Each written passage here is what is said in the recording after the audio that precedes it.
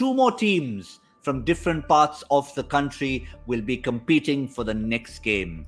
All the way from up north, and then we've got the western hemisphere, as it were, from the country. Rajasthan against Punjab, match number 32. We go back to Dubai for this particular game.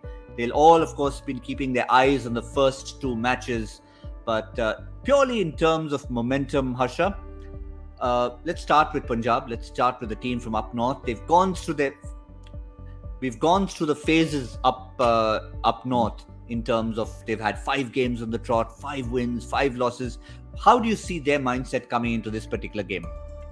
I'm looking at Punjab. 1-3 lost 5, right, out of 8 games. So they've got 6 games to play, Punjab, and they've got to win 5 out of 6.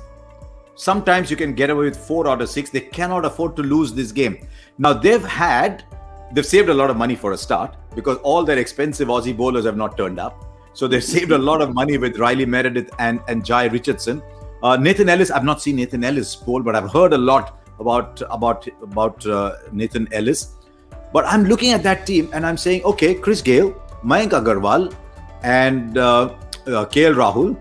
Maybe Pooran, the CPL player, might turn up and not Pooran, the IPL player, because he's got 28 in 6 innings, the guy who plays and everyone talks about as being this fancy player. But what are they going to do with their bowling? So Mohammad Shami, go on. Then? Yeah. You're struggling a little bit already. Adil Rashid, but will Adil Rashid play? Because you want your 4 overseas players. You'll play Chris Gayle, you'll play Nicholas Pooran. Now, who are you going to play? Because after 4, the batting just sort of goes off somewhere. So this is a side that I think is a bit unbalanced, and they'll need their top 3 to really do well and put those runs on the board. But exactly what happened in the first half might happen in the second. Because you're uncertain of the bowling and the tail, they might get a little too cautious early on. I want to see. They're going to have to play Jordan, aren't they? They've got to play Jordan. They have to play Jordan, correct. So are they going to play Jordan and Rashid? Jordan and Ellis? Or Fabian Allen to finish the... Fabian Allen has to play for mine. Fabian Allen has to play. He is an X-factor cricketer. To me, he's got to play. So, I mean, the 2 that have to play for mine as far as the overseas are concerned are Fabian Allen and Chris Jordan. And then you figure it out from there. Their batting depth is possibly better than their bowling depth, so you might... But do you go Adil Rashid and Ravi Bishnoi? Can you put those 2 together? There's no reason why possibly you can't. But then you have 3 spinners with Fabian Allen as your option as well. Ashdeep, Mohammad Shami and Jordan as your seamers, and maybe 3 spin bowling options if that works as your 6 bowlers. And it's just a tough put that one. up. Let's take a look again. Because Markram can give you a little bit of off spin too. He can, yeah. I mean, Markram, Gayle, Nicholas Pooran. I mean, I'm a big fan of Nicholas Pooran, but again, his form, his CPL form is always better than his IPL form. But he can be a match winner for you.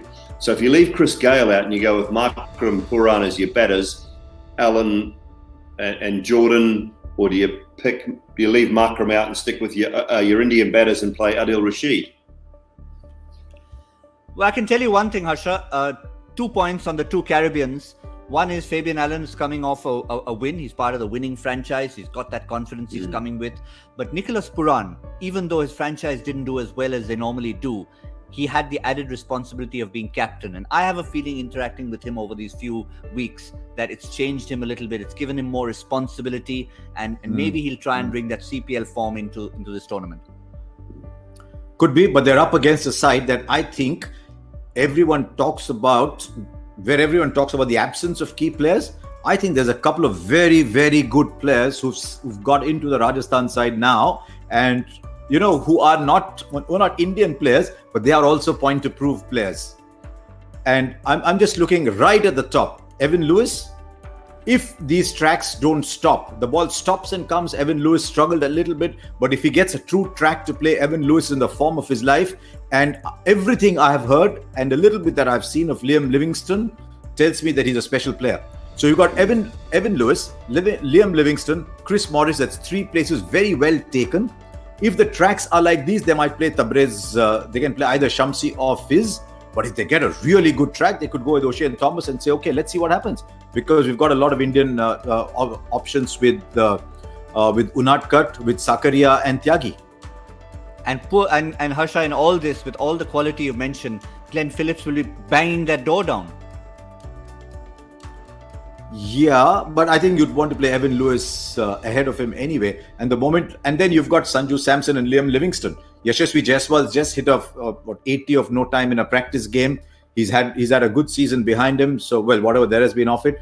So he doesn't fit into the top 4 there. And then maybe at 5 and 6, but you're taking away a bowler spot. Well, the thing with that is, I think Lewis and Phillips are a toss-up for me, because I think they've got enough power at the top of the order to leave Lewis out if they want to play Phillips in the middle. So they can go with a Jaiswal, they can go with Sanju, they can go with their Indian talent at the top, Riyan Parag, go that way around and play Phillips in the middle if they want. Brilliant fielder, assists that side of things. Or they leave Phillips out and go with Evan Lewis at the top. But I think they've got decent Indian batting power. And then you throw Liam Livingston in that mix as well. To me, in that top sort of 3, he's probably got about 3, I think, Livingston. Or maybe 4 if Sanju bats 3. If Sanju bats 3, maybe 4. Yeah, so that's an interesting one. And then that brings Mustafizur, I think, who probably needs to play in that lineup. But the problem there is it gives you 3 left armers then. If you go with Chetan Sakaria and Unadkat and the Fizz, then you've got 3 left armers. Do you want 3 left armers? So those are the little problems that Rajasthan have to work out along the way. O'Shane Thomas looked fit. He looked healthy. He looked good in the Caribbean League. You know, he gives you that point of difference above 140, which may push him just in front of the Fizz, because you've already got the 2 left armers that take the ball away and bowl the cutters. So there's good variations for them there. I kind of think they've lost power in Butler. Ben Stokes has never really set the IPL alight. So I don't look at that and say, and this sounds really harsh, but I don't look at Ben Stokes and say he's a huge loss from an IPL point of view, because we know the immense talent he is at international cricket, but he hasn't really bought it in the IPL. So I don't look at that as an enormous loss. I look at Butler as a big loss and Archer. Fair enough. But I think one thing we can say in conclusion, I think we almost said it at the start, is you can rename this, in our context, this particular Rajasthan team as a PTP 11 pretty much. Because whether it's Indian players or overseas players, they've all got to send a message to somebody.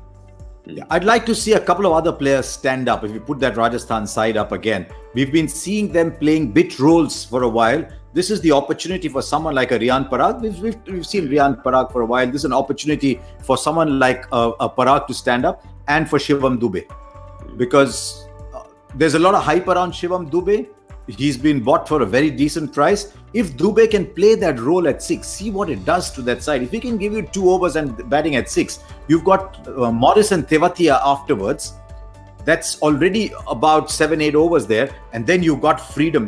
9, 10, 11, you can just pick the 3 best bowlers that you want, whether it's Shamsi or Fizz or O'Shane.